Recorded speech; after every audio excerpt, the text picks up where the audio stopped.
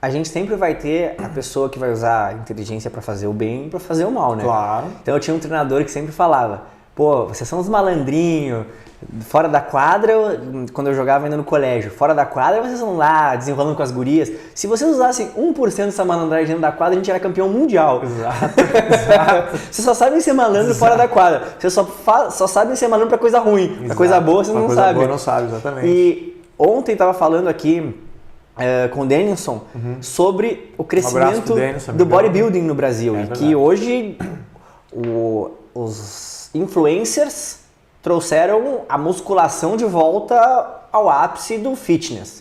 Então hoje a gente tem ali o crossfit, a musculação como o ápice do fitness. Só que aumentou muito o tráfico de esteroides, o uso de esteroides.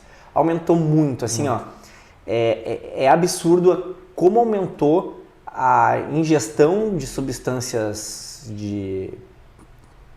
ilícitas para o crescimento muscular. Isso. E o pior, as pessoas estão tomando assim como água. O apelo, isso tem muito influência também das redes sociais, né? O apelo pelo corpo perfeito, que na realidade, em termos de saúde, o mundo que está ali não é saúde. Não. Né?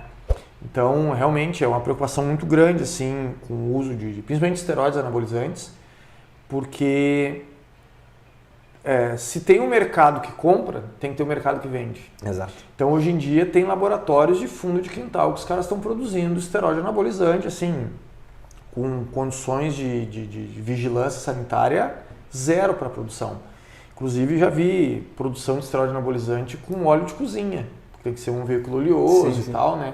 Óleo de cozinha os caras produzindo. Cheio de contaminantes, aí tu infunde aquilo ali no intramuscular, daqui a pouco tem, sei lá, uma infecção, uma sepsis, né? Pode, enfim. Mas eu tinha feito uma outra pergunta em relação a gente mudou de assunto. A gente mudou totalmente. Eu acho que era do processo da contraprova, como funcionava. Contraprova, isso. E depois... Se o atleta pode manter as suas atividades normais, enquanto está suspenso. Então, tem o procedimento de doping, testou positivo. Na realidade, quando a gente faz o controle de dopagem, a mesma amostra é dividida em 2 frascos, que é o da prova e o da contraprova, a amostra A, a amostra B. As duas vão para o laboratório, é a mesma amostra coletada, só que foi dividida em 2 volumes.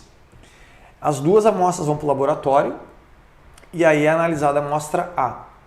Tá? O atleta tem que fazer no mínimo 90 ml. 60 vai para a prova, que é a A, e 30 para a contraprova, o mínimo.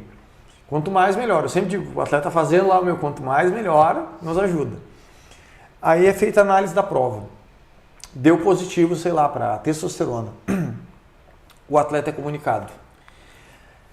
O atleta, ele sabe, ele tem o direito de exigir a análise da contraprova e estar presente nessa análise. Só que o que acontece na prática normalmente? O atleta que sabe que usou, normalmente ele nem pede a contraprova, porque ele sabe que deu problema. O atleta que realmente não usou, ele vai brigar até o fim.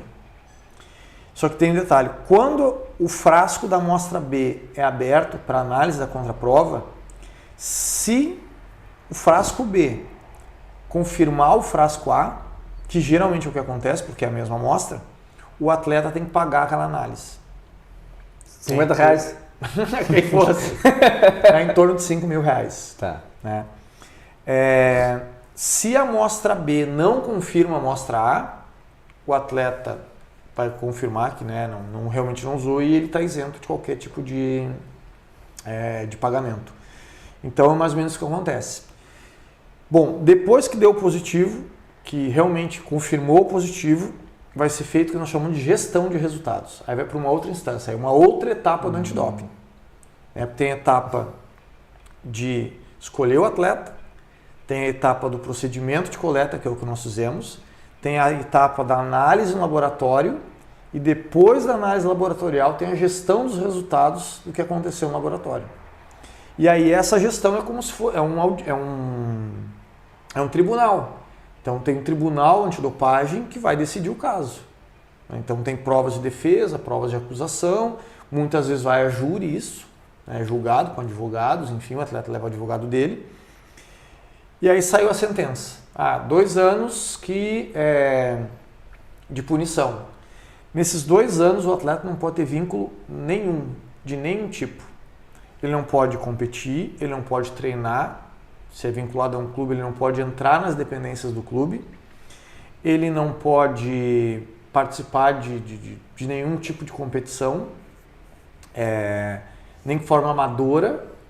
Nem o campeonato do bairro. Nada, não pode estar vinculado a absolutamente nada. Tem que treinar por si, escondido. Por si. Escondido não, mas ele pode treinar por si, fazer academia treinar, na Smart exato, Fit. exato. A Smart Fit, propaganda, né? Pode fazer, ele pode ir na Smart Fit, ele pode pegar uma bola, bater na praça, isso ele pode fazer. Ele pode. Mas eu acho que ele não pode contratar um personal. Pode. Pode? Pode. Ah, eu tinha entendido que não podia. Não, ele pode. Ele não pode estar vinculado aos profissionais do clube. Do clube. Ou da equipe dele, ou enfim, dependendo Entendi. do esporte. Inclusive teve uma menina do ciclismo que foi pega e ela tomou 2 anos e aí uns 6 meses depois do início da punição, né, do tempo de punição, ela foi vista como treinadora das categorias de base da equipe dela de ciclismo. Apareceu em prova, etc. E não pode. Ela foi lá, foi repreendida, foi retirada da competição ao vivo, porque não pode exercer e ter relação nenhuma com aquele esporte durante o período Sim. Da punição. Mas ela pode treinar para manter a forma, contratar um preparador, enfim, mas não pode ser pessoas vinculadas à comissão que ela já trabalha. Entendi.